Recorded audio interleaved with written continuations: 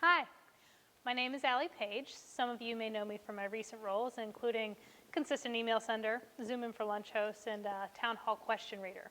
If you're new to our community though, welcome. I'm the Director of Development, and my team and I work together to ensure all in our community feel they have a home. And whatever your needs may be, our team is here. Instead of taking up your lunch break this year, we've decided to try something different. Twice a month, we'll be releasing an episode of a series we're calling Keeping Chargers Connected. Different administrators, employees, and members of our community will join me for a socially distant conversation, addressing thoughts, questions, and concerns you may be having. Episodes will be released on our YouTube channel via a link in Blackbaud, and they'll be available anytime you choose to watch them. So keep an eye on your email, as I'll be sharing upcoming speakers and opportunities for you to share your questions in advance. For our first conversation, we're staying aligned with CA tradition and kicking off the year with a conversation with Mike Earhart, our head of school, and the president of the PTAA this year, Kim Eman. Thanks for joining us. So I want to start a little bit with you, Mike. Thinking about that you've been here for 7 years now, can you talk a little bit about the PTAA, your relationship with our parents, and what CAA's collaborative partnership between parents, teachers, and administration makes us a bit unique?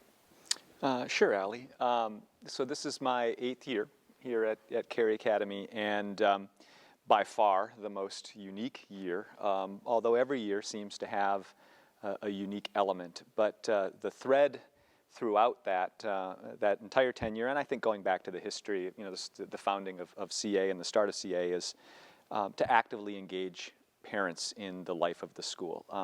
We know as educators that what we do here in school is extremely important, but students have a full, rich life outside of school, and a partnership with parents around the education of young people is foundational to the support of the school. So first and foremost, as a partner in communicating and sharing the philosophy and the vision of the school, the PTA has been foundational in terms of launching Carey Academy and keeping our mission alive. On a practical matter, each year the PTA comes up with annual goals that are related to where we are at as an institution or what needs are most apparent within the parent body community. Quite often there is a communication component to that need, and there's also unbelievable support that parents give to our faculty and staff at Carey Academy. And when you ask about what is maybe unique about Carey Academy, I think that support that parents show for our employees is huge and matters perhaps now more than ever as our employees are going through their own challenges in dealing with COVID, the same way that students and parents and families are dealing with that, and as our faculty in particular wake up every morning to being brand new teachers every day. Normally, as you start a year or when you go into different elements within an academic year, faculty may be doing new things, trying new aspects out. As a school that believes in innovation, that's unbelievably important at Carey Academy. So our faculty are always trying new things, but they often have things in their pocket that they have done before that have been successful, projects, activities, things that they can, for lack of a better word, put on autopilot and be able to do. But in the age of COVID, every single thing that a faculty member does every single day is brand new, and they're like brand new teachers. And so you layer on top of all of that new work that's being done and being asked of them, the anxiety around COVID, the thoughts about their own health, their family's health, and the time for parents to support employees at the school has never been more important, and that's why we're so appreciative of the support that the PTA has consistently given and is giving right now for our employees more than ever. Absolutely. Thank you so much. Kim, I'm going to turn to you now. I wanted to touch back on something that you mentioned in the general membership meeting, and that this leadership role within the PTA this year is sort of your first big role within the PTA board, and you've done different activities in your volunteer time here as a parent. Can you tell us a bit just about your own experience since your boys started and where you are now? Absolutely. Thanks for asking that question, Allie, because it's probably a little different than most people's experiences at CA. Um, I feel like my experience here was a little bit of a slow roll. We moved from Chapel Hill when my first son, who's now a senior, was accepted into 6th grade.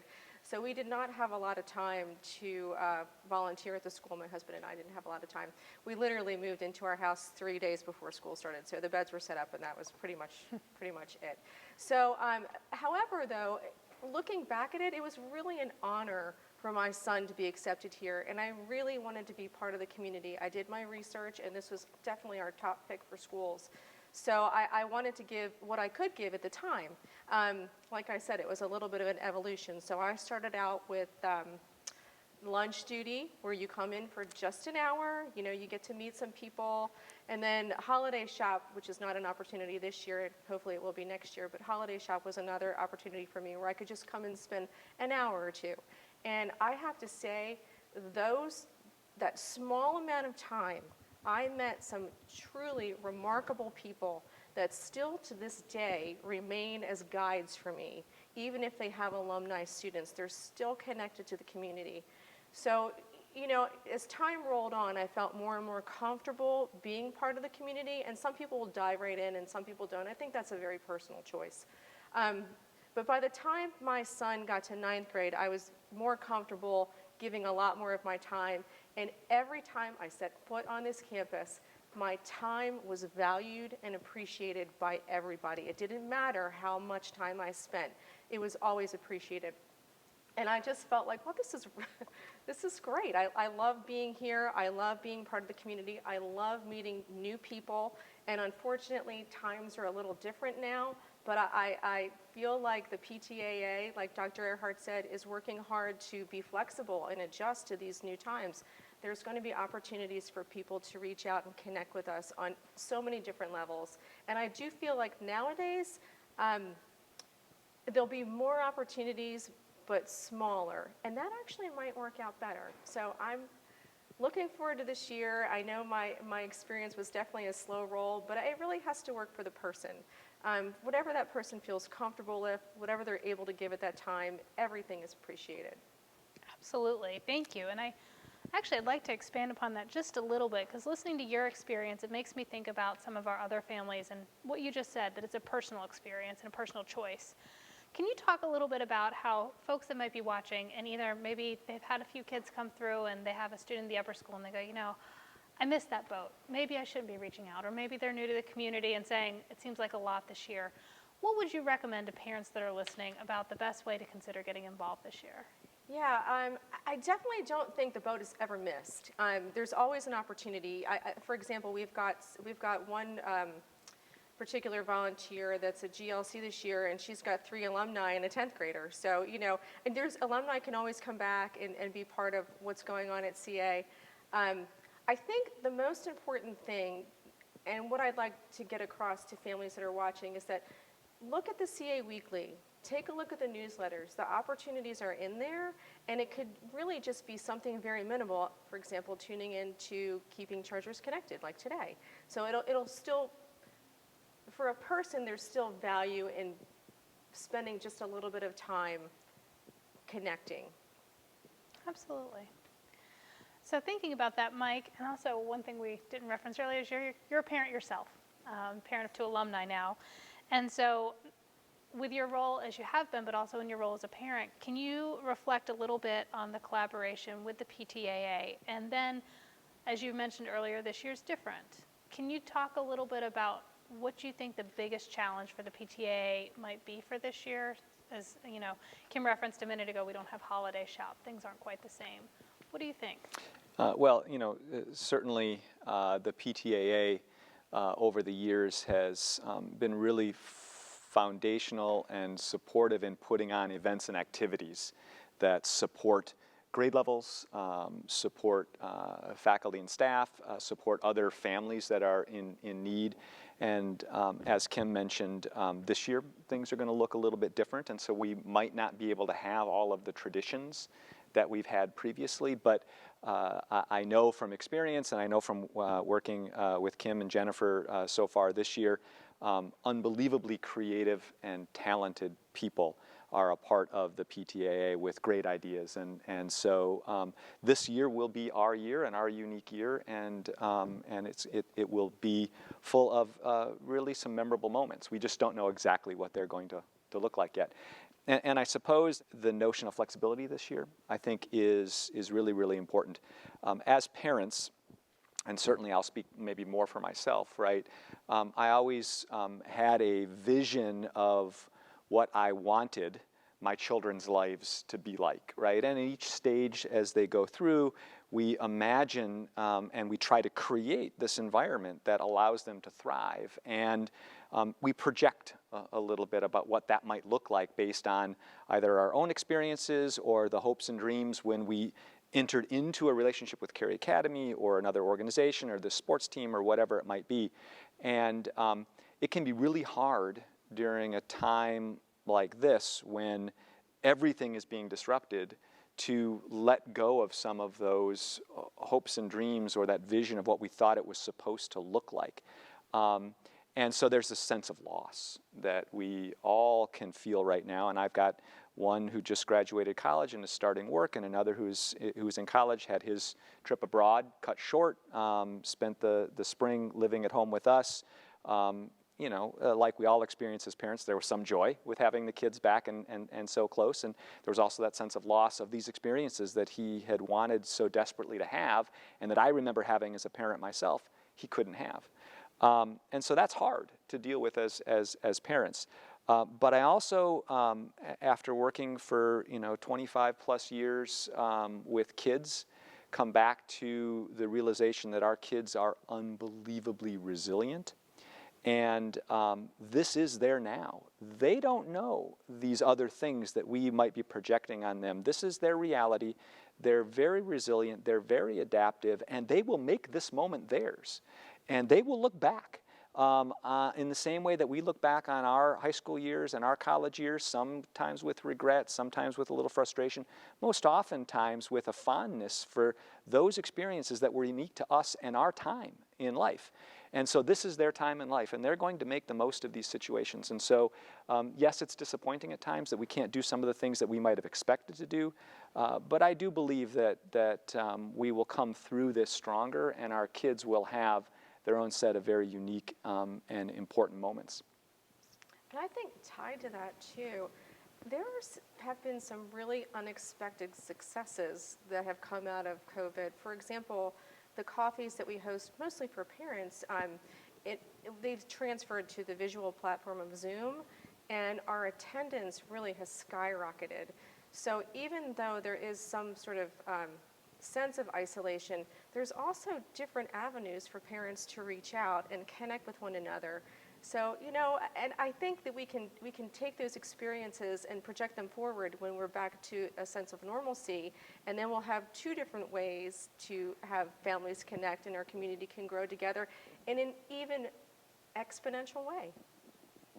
It's a great way to look at the silver lining and think about what we've learned. And I couldn't be in more agreement with the both of you that there are so many things we've taken from here and we'll continue to move forward with.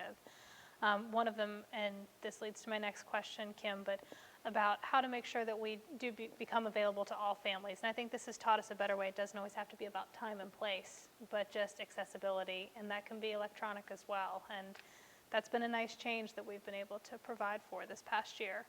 Kind of going back to the question, though, too, what do you foresee for this year? You talked a little bit about how we might grow forward from this when we're not dealing with COVID stresses, but what do you think for this year ahead, and what do you have to say to parents out there? So we actually have been giving it a lot of thought. I've reached out. We've got 17 different committees, and some of them are active at this time, and some of them are very specific. And we also have our grade level coordinators who are sort of the managers of each grade. So we've kind of reached out and had some brainstorming sessions together. And I think what it really boils down to, Allie, is that we're going to have more events that are going to be smaller. And I sort of foresee it like the events are probably going to resonate with some people. So if we have more, the resonation will be like, well, this is something that I really like to do, or that parent would really like to do. So if we have the more events on a smaller scale, I think it will honestly have great hopes for it to unite everybody, but in a different way. And I eventually see those paths as the PTA gets rolling, and some of these activities are going to roll out in the CA Weekly and the newsletters, like I said. But eventually, I think there's going to wind up being some crossover. I really do believe this is an opportunity for growth for us. That's exciting, and I think it's going to give us all a lot of optimism that the year will still be a fun year, an engaged year. One other question I had for you is, could you just talk a little bit about what parents to do? You know, we've been very creative this year, and I think you mentioned that in your blog post. And what about parents that have ideas of things we've not done before? Is it a great place for them to come to you and share those? What are your thoughts there? Absolutely. I mean, yeah, I would say every year that I've been part of a board member of the PTAA, there's been a new committee that's been established. So we had a environmental sustainability committee last year, and then the year before that we had the caring committee, which if there's families that have needs, or there's somebody that's in the hospital, they put meals together, but they also celebrate births. So if anybody out there, and I really want to stress, if you have any ideas or just want to chat with me, please reach out. My email for the school is ptaa_president@caryacademy.org. So it's really easy to get a hold of not only me, but also your grade level coordinators whose names are listed in your newsletters. We've got, so the organizational chart is the grade level coordinators sort of manage each grade level. And then on top of them, we've got reps for the middle school and the upper school. We've got other committees, which I'm not going to list them all here, but I can get those for you if anybody needs that or is interested at all. But any of those people, this particular group that we have for the PTAA that have active roles are absolutely fantastic, and you should always reach out. Ideas, any idea is a great idea. And just to be part of, you know, you don't have to chair a committee, you can just come be a volunteer or just participate in the book group, or, you know, there's limitless opportunities, and we are always open to new ideas. Thank you so much. Thank you both for taking time to talk with me today. This was a really great way to sort of keeping Chargers connected. Typically, as most of you know, we would have Dr. Earhart and Kim Eamon join us for a conversation where we talk about the year ahead. But I think if there's anything we've learned, we're not sure where we're going, and we're taking it day by day. And before we go, we'll take a moment and let the PTA board members each introduce themselves. We wanted you to have a moment to see their faces without masks, since you'll be hearing from them a lot this year. And so each of them is going to put together just a quick introduction for themselves. So thank you so much for joining us today for our first Keeping Chargers Connected conversation. It's not the same way that we've done it each year with Dr. Earhart giving us a bit of a state of the school, but it is a time for us to come together and connect and learn a little bit about what the PTA is up to, what the school is up to, and how we're all doing. We hope you'll join us again in a couple weeks for another conversation, and thank you for tuning in. Hi, I'm Suzanne Bright. I'm in my 12th consecutive year as a parent and as an active member of the PTAA here at Cary Academy. My oldest daughter, Laura, graduated in 2015. My twins, Tommy and Kelly, graduated in 2017. And my youngest, Eric, is a sophomore this year. And I'm happy to be serving as one of the upper school representatives this year. Thank you. Hi, my name's Elizabeth McMahon. I am one of the upper school representatives serving alongside Suzanne Bright. I have two children at Cary Academy. Ellie is a senior and Sadie is a freshman. I look forward to working with all of you. Hi there, I'm Brooke Miller. My husband James and I have twin 7th graders, Finn and Piper. We're on our second year here at Cary Academy and couldn't be happier. And I'm delighted to serve as one of your middle school reps. Hi, my name is Terry LeRae. I will be serving as one of your PTAA middle school representatives along with Miss Brooke Miller this year. I have two kids at Cary Academy, Corinne, who is in 8th grade, and Grant, who has just started 6th grade. This is the 3rd year at CA for our family. We're looking forward to seeing you soon, and have a great year. Hi, my name is Shannon Leslie, and I'm the Assistant Treasurer. Hello there, I am Ryan Shaughnessy, Treasurer of the PTAA for 2020-2021 for Cary Academy.